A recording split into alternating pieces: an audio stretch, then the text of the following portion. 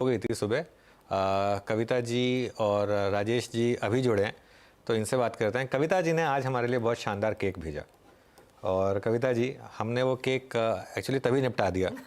मतलब आगा आप हमने शो का इंतजार नहीं किया। शो का पहले मैं सोचा था कि शो में काटेंगे, लेकिन वो केक इतना अच्छा लग रहा था। और अगर आप उस समय हमारे स्टूडियो में होते तो आप देखते वो मतलब 5 मिनट में कैसे पूरे केक की धज्जियाँ उड़ गई। उस केक की फुटेज है क्या हमारे पास, उसकी जो हमने कट किया था वो? अगर है तो चलाइएगा। कविता जी गुड आफ्टरनून, और वो केक भेजने के लिए बहुत बहुत शुक्रिया। और आपको भी, ये आपका ही चैनल है, बहुत बहुत बधाई जन्मदिन की। Thank you so much, and wishing each and every one of you a very happy birthday, or may your financial insights shine more and many more successful years. तो 19 साल तो मुझे हो गए इंडस्ट्री में काम करते करते, और 19 साल सीएनबीसी आवाज को भी आज कंप्लीट हुए हैं। पिछले 4 साल से आई बिलीव 3 साल से मैं सीएनबीसी प्लेटफॉर्म पर के साथ जुड़ी हुई हूँ। एक और फैमिली जुड़ गई, पता ही नहीं चला कैसे कैसे आगे बढ़ते गए, और काफी लोगों के साथ आगे बढ़ते चले गए। So many more successful year to the team CNBC Awaaz, wishing a very happy birthday to every one of you. शुक्रिया Kavita ji, and it's been a delight having you on the panel. बहुत ही बढ़िया ट्रेड्स आप लोग देते हैं, और मैं बस उम्मीद कर रही हूँ इस अगले साल आप वीरू को और इंस्पिरेशन देंगी अच्छी शायरी लिखने के लिए, और वो भी आपको इंस्पायर करेगा और शायरी लिखने के लिए। वीरू भी कुछ जोड़ना चाह रहे थे एक्चुअली इसमें। नहीं मैं कविता जी से ये कह रहा था, कविता जी आपको कल शिवांगी जी बहुत याद कर रही थी। मैं और अनुज जब बात कर रहे थे शिवांगी जी से कल, तो कह रही थी कि मैं कविता जी से मिली थी, बड़ा अच्छा लगा था। तो बस वही बात याद दिला रहा था मैं आपको। कल आप कार्यक्रम में नहीं थे, फिर भी आपकी उपस्थिति दर्ज थी। And thanks very much for cake, बहुत बहुत शुक्रिया। Thank you so much. बिल्कुल, शिवांगी यहाँ जुड़ी थी हमारे साथ, इंदौर आई थी तो हम मिल पाए उससे। Very beautiful and very nice personality.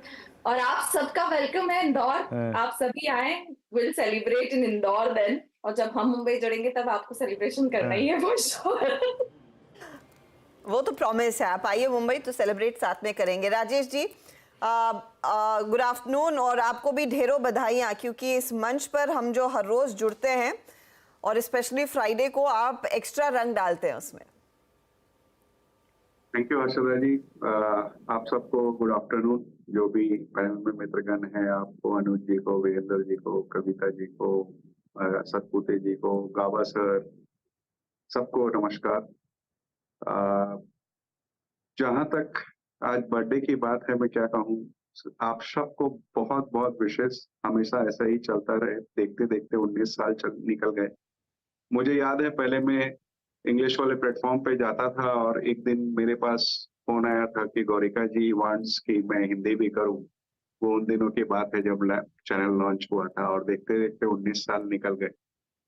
न केवल आप सबको बहुत बहुत बधाई, क्योंकि लेकिन मैं ये भी जोड़ना चाहूंगा कि जो पर्दे के पीछे आपकी गेस्ट कोऑर्डिनेशन टीम है, फिर वो चाहे नवनीता हो, अपर्णा, फातिमा, शेरिल, इन सब का भी बहुत बहुत बड़ा योगदान है। या टेक्निकल टीम जो है, मैं सबको बधाई देता हूँ, और उम्मीद करता हूँ कि आगे भी वक्त से पहले उम्मीद से ज्यादा आवाज के प्लेटफॉर्म पे मिलता रहेगा।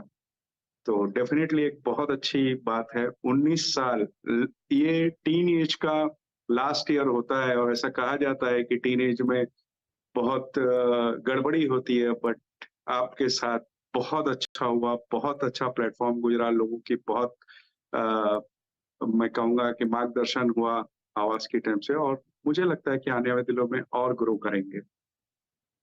बिल्कुल। इनफैक्ट हर्षदा, आपको याद है आपके जब 19 की थी तो क्या करती थी उस समय? तो बस स्कूल खत्म ही हुआ था। स्कूल नहीं, कॉलेज। हाँ कॉलेज, वही स्कूल खत्म हुआ था ना, कॉलेज में गई थी। स्कूल तो 17 इयर्स में खत्म हो जाता है। 98 में आई जॉइन। हाँ मैं तो 10th 11th 12th स्कूल में ही किया अनुज। हाँ नहीं 11th तो स्कूल में किया। हाँ। 19 इयर्स की एज में एक्चुअली हम 3rd ईयर में एंटर कर जाते हैं कॉलेज में, बैचलर्स डिग्री में। 2nd ईयर क्रॉस करके 3rd ईयर के उसमें आ जाते हैं। तो वो मतलब मुझे अच्छे से याद है, वो एक स्वर्णिम पीरियड का शुरुआत माना जाता है। तो हम तो यही कहेंगे कि अभी हमारे लिए सीएनबीसी आवाज़ के लिए इस स्वर्णिम पीरियड की शुरुआत हुई, और हमारा पैनल हमारे साथ जुड़ा है, और ऑब्वियसली वो हमारी हेल्प करेगा। चलिए फिर एक काम करते हैं, अब कॉल्स लेना शुरू करते हैं। फिर आप सभी को एक बार फिर से गुड आफ्टरनून। गाबा सर बताइए अब इस समय की कॉल। इस समय की कॉल वही है जो कल 2 बजे थी, वो है ग्रासिम। ग्रासिम का कल मैंने टारगेट दिया था 2120, 2110 तो आ गया। अब भी यहाँ से एक फ्रेश ब्रेकआउट मिला है, कल मैंने प्रीएम किया था। अब मेरे ख्याल से ग्रासिम 2150 तक जा सकता है, स्टॉप लॉस होगा 2100 का। तो ग्रासिम में एक ब्रेकआउट मिला है और यहाँ से एक अपमूव शुरू होना चाहिए, fresh trade Grasim. Okay, Grasim एक ट्रेड जहां पर गाबा साहब कह रहे हैं एक नई तेजी की तैयारी होती हुई साफ दिखाई देगी। कविता जी आपका ट्रेड क्या रहेगा? जी, सो ग्रासिम फॉर श्योर अभी वीरेन जी भी आपके साथ शेयर किए और सर भी, अनादर भी वीरेन जी ऑलरेडी डिस्कस किए, दैट इज एलटी। क्योंकि आईटी इतना ज्यादा चल चुका है और उसके बाद अब स्टॉक पिकिंग देख रहे हैं, तो मुझे लग रहा है एलटी काफी स्ट्रॉन्ग है on all the time frame. और मुझे लग रहा है यहाँ मूवमेंट फर्दर एक्सटेंड होते हुए दिखेंगे। एज ऑफ नाउ 3560 के लेवल पर काउंटर ट्रेड कर रहा है, नॉट फॉर टुडे ओनली, थोड़ा सा पोजिशनल सेटअप की तरह इसे देखें अंटिल काउंटर 3520 के ऊपर ट्रेड कर रहा है। मुझे लगता है यहाँ पोजिशनिंग रखनी चाहिए। Upside for day perspective I believe 3590 तक के लेवल्स की तरफ ये बढ़ता हुआ दिख सकता है। एल्स आई बिलीव 3650 3680 के लेवल्स हम एलटी के काउंटर पर आते हुए देखेंगे पोजिशनली। ओके, वाकई इसमें बहुत स्ट्रॉन्ग वेरिएशन है। मैं जिस आधार पे स्टॉक को पिक किया था क्लोजिंग कमेंट्री के लिए, इसमें 3500 में जो एक राइटिंग हो रही है वो इंडिकेशन है कि ये ट्रेजेक्ट्री को बदलने के बिल्कुल कगार पे खड़ा हुआ है। राजेश सतपुते जी गुड आफ्टरनून, आपका ट्रेड क्या रहेगा? के नज़र तो आईटी पे ही है, तो आईटी में देखिए सबसे स्ट्रॉन्ग तो मुझे लगता है इन्फोसिस, और यहाँ पे अभी भी लगता है कि एक ट्रैप सिचुएशन है। 1600 के ऊपर यहाँ पे बाय बनेगा तो सॉरी 1590 का मेरा स्टॉप लॉस होगा। 1600 के ऊपर का बाय ट्रेड बनता है। मुझे लगता है इतने चलने के बाद भी अभी भी यहाँ पे स्टीम कम नहीं है, तो शॉर्ट कवरिंग रैली कहाँ तक जाएगी? मेरे हिसाब से 1660 1680 ये इन्फोसिस का टारगेट होगा, तो बाय करेंगे। स्टॉप लॉस रहेगा 1590 का। चलिए, तो आईटी में अभी भी शायद मौके हैं। इन्फोसिस डे हाई पर जाने की तैयारी हो रही है यहाँ पर। अब मानस के पास चला जाए। मानस गुड आफ्टरनून। मानस आपकी pick. Good afternoon Anuj ji. तो देखिए एमजीएल पे खरीदारी करनी है, क्योंकि अगर हम पैटर्न देखेंगे तो बहुत पॉजिटिव है।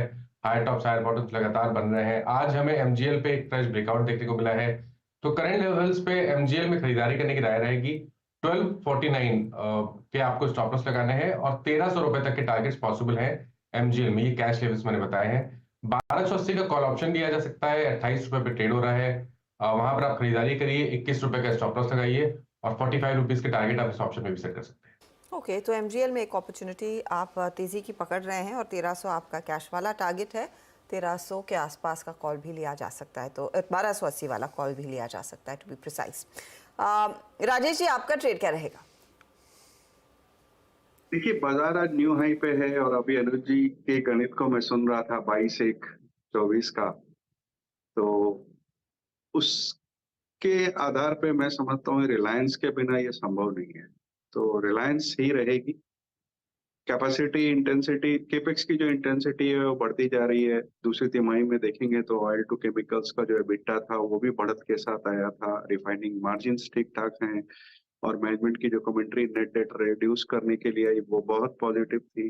जियो बहुत शानदार तरीके से चल रहा है। 5G के रोल आउट के बाद मुझे लगता है कि वहां पे आरपीयूज बढ़ते हुए नजर आएंगे। रिटेल तो अपनी जगह में शानदार चल ही रहा है। हर तिमाही में 800 को नए स्टोर्स जोड़े जाते हैं। अगर 31 मार्च की बैलेंस शीट के हिसाब से बात की जाऊं तो 18,000 स्टोर्स तो 31 मार्च के आसपास ही थे। मुझे लगता है स्टॉक्स पे बिल्कुल ध्यान देना चाहिए और सिर्फ 1-2 दिन के ट्रेड के लिए नहीं, इसे थोड़ी सी मध्यम से लंबी अवधि के लिए रखना चाहिए इन्वेस्टर को। छोटी अवधि के लिए कोई ट्रेडिंग के नजरिया भी रखता हो तो मैं समझता हूँ ये 2800 के आसपास बिल्कुल जा सकता है बहुत छोटी अवधि में।